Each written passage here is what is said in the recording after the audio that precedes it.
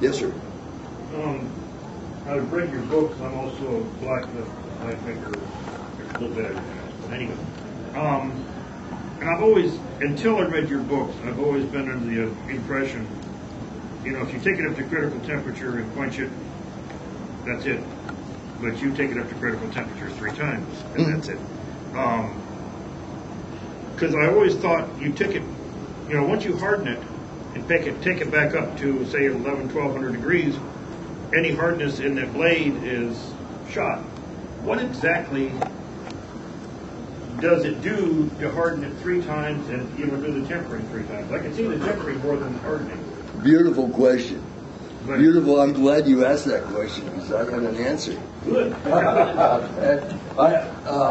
I kind of figured you would. 6 months ago, I did not have the answer. I could pretty much figure the answer, Yeah. but I did not have an empirical answer for you. Once steel is hardened, it never returns to the original condition unless you take it up to a full annealing heat. And this is the formula you get in the big books. It says, hold it 2,000 degrees for 3 hours, then drop 100 degrees in that. Then you can change all that stuff. But we don't want to do that. Rex was doing some photomicrographs, and this is the first time this has been presented. Okay? Ha-ha! Yeah. Anyway, Rex is doing some geometry tests on a bar of 52-100. And they heat it up to critical temp, okay? And then they subject the end of that bar to a high pressure cold water quench. When? Okay? He came up, what was it, 62 RC right there. Now this isn't the same 52-100 I'm using.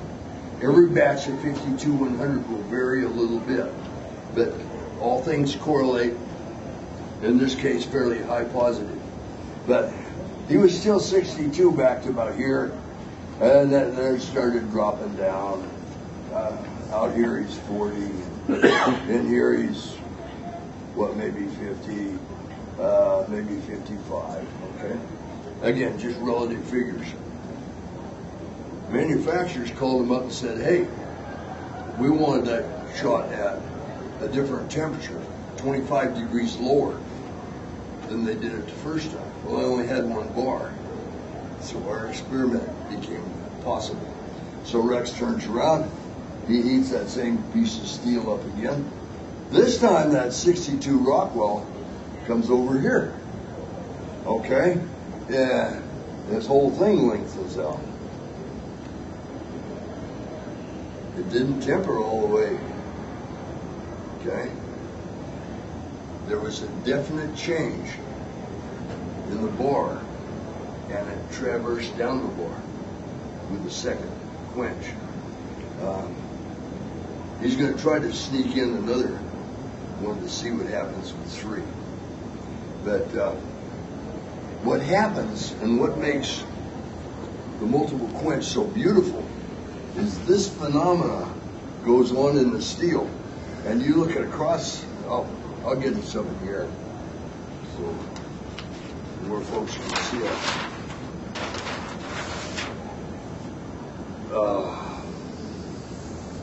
This is a cross section of a bar of steel. Now, probably you heard my joke before. My grandma asked me to draw a bucket of water for the chickens.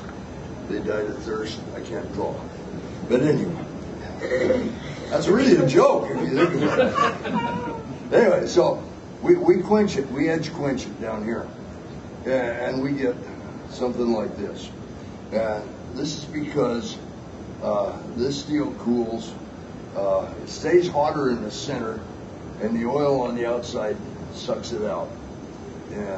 But the center is just a little bit, retains the heat just a little bit longer. Then you come in here, a second quench, and you come up here with a third quench, and boom. Now, the laminated steel bars that Morissette did that were so great, we're doing the same thing, but we're doing it with 1 piece of steel. No welds, nothing. We haven't been hot. it's pure. It's as pure as you can get. Now, this is where I was lost, and I was lost here for about 4 years.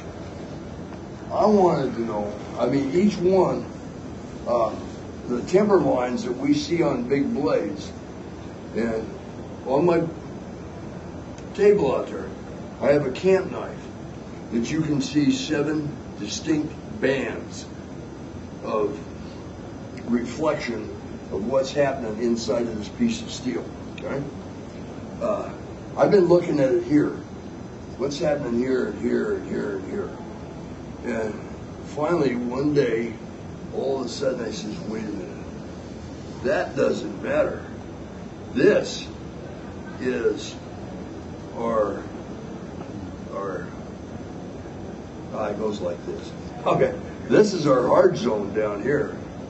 This is the peak of that hard zone down here. This is where our Woots microstructure lays in here, okay? And now we're bending that Woots microstructure around a solid rib inside. Ta-da! Yeah. I mean, wow, why didn't I think of that? I was just looking right here.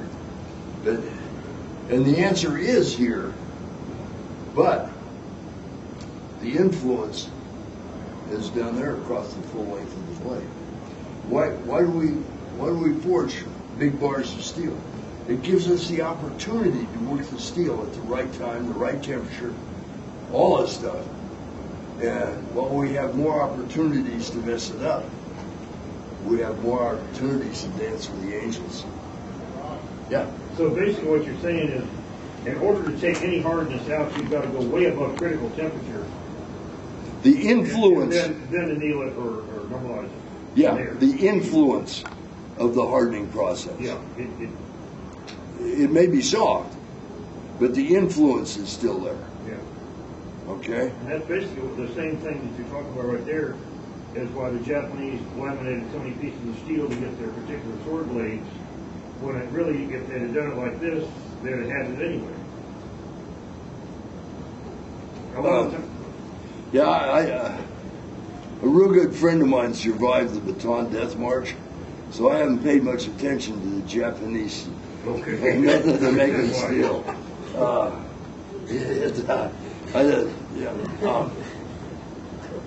That isn't exactly what I wanted to say. What I wanted to say is they're bound in tradition, and you have to do it exactly the same as Grandpa and Great-Grandpa and Great-Great-Great-Grandpa did it, and master the same technique before you can even snap your fingers a different direction. Okay?